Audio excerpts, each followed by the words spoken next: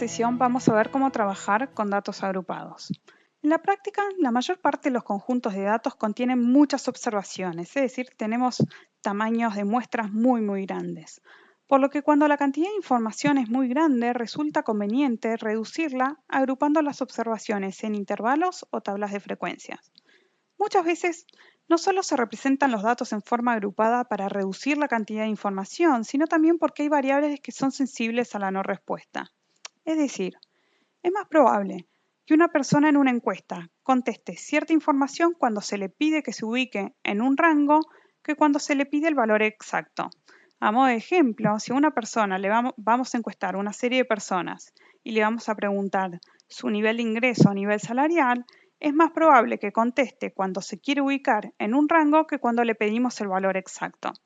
Hay otras variables que también son sensibles a la no respuesta, como por ejemplo la edad en las mujeres.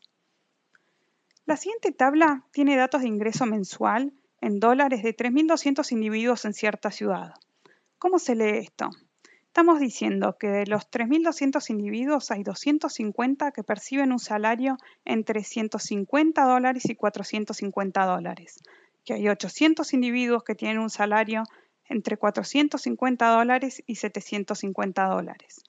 Pero estos intervalos o clases tienen que ser mutuamente excluyentes. ¿Qué quiere decir esto? Que un individuo que tiene un salario de exactamente $450 no puede estar en el primero y en el segundo intervalo a la vez. Es decir, fíjense cómo está la anotación. El paréntesis lo que hace es excluir el valor y el corchete lo incluye. ¿Qué quiere decir? Que un individuo que tiene un salario de exactamente $450 está registrado en el primer intervalo, pero no en el segundo intervalo. Si sumamos todas las frecuencias o todas las observaciones para cada uno de los intervalos, vamos a llegar a 3.200, es decir, el n, el tamaño de la muestra.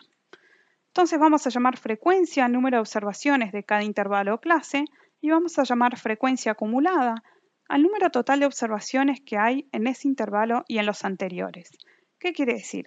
Si me paro en el segundo intervalo que va de 450 a 750, la frecuencia es de 800, o sea, 800 individuos que perciben un salario dentro de ese rango, y la frecuencia acumulada es de 1050, es decir, sumamos los 800 más los 250 del intervalo anterior. De esta forma, si avanzamos a lo largo de los intervalos, el último intervalo va a tener una frecuencia acumulada igual a n, es decir, a los 3.200 casos. Vamos a llamar frecuencia relativa a la proporción de observaciones de cada intervalo o clase. Es decir, lo que queremos hacer es expresar la frecuencia en términos porcentuales. Pensemos en otro ejemplo. Lo que queremos observar es los días de ausentismo laboral en el último trimestre y supongamos que esta compañía tiene 1.440 empleados y que estos en el último trimestre no faltaron nunca o faltaron una vez, 2, 3, 4 o 5 veces. No hay otro caso posible, es decir, no hay individuos que hayan faltado 6 o más veces. ¿Qué quiere decir esto? Que hay 410 empleados que nunca faltaron en el último trimestre, que eso representa el 28,5% del total de empleados. O sea, lo que estoy haciendo es 410 dividido 1.440 por 100 para expresarlo en términos porcentuales. Entonces lo que uno puede hacer es graficar un histograma. El histograma nos permite hacernos una idea visual rápida y adecuada de la proporción de observaciones que se encuentra dentro de un determinado intervalo. ¿Sí? Entonces acá tenemos graficado el histograma de los días de ausentismo laboral, donde en el eje Y está la cantidad de empleados, pero podría estar también la frecuencia relativa.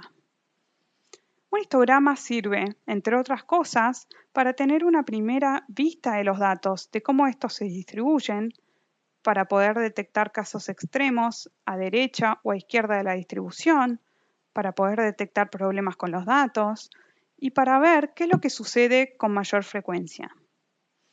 Vamos a ver dos medidas que a veces se denominan medidas de forma, que se refieren a la forma de la distribución. Una es la simetría y otra es la kurtosis. La distribución de los datos puede ser simétrica o asimétrica. Cuando la distribución es simétrica, la media va a coincidir con la mediana y va a coincidir con la moda, como se muestra en el primer gráfico. Es decir, tenemos igual proporción de observaciones a izquierda y a derecha de la media, que coincide con la mediana y con la moda por ser el valor más frecuente. En cambio, podríamos tener casos de distribuciones asimétricas a derecha y a izquierda.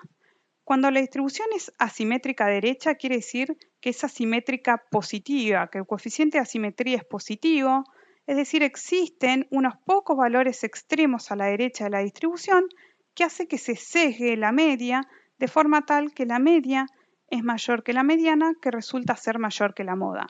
La mayor concentración de los datos está a la izquierda de esta distribución, pero hay unos pocos valores extremos a su derecha.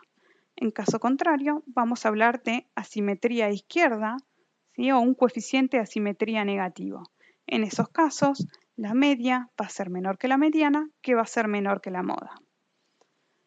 La otra medida de forma que vamos a ver es la que se conoce como la kurtosis. La kurtosis mide el grado de concentración que presentan los valores en la región central de la distribución. Y lo que vamos a hacer es usar como referencia la distribución normal. Se dice que la distribución normal es mesocúrtica, que sería el primero de los gráficos. Si tenemos una distribución de datos que tiene una mayor kurtosis que la normal, o exceso de kurtosis respecto a la normal, la vamos a llamar leptocúrtica. Hay un mayor grado de concentración de los valores en la región central. En cambio, si hay una menor kurtosis respecto de una distribución normal, lo que vamos a hacer es decir que esta variable es platicúrtica, es decir, hay un menor grado de concentración de los valores en torno de la media o la región central. ¿Sí? Entonces vamos a considerar como punto de referencia la famosa campana de Gauss o distribución normal.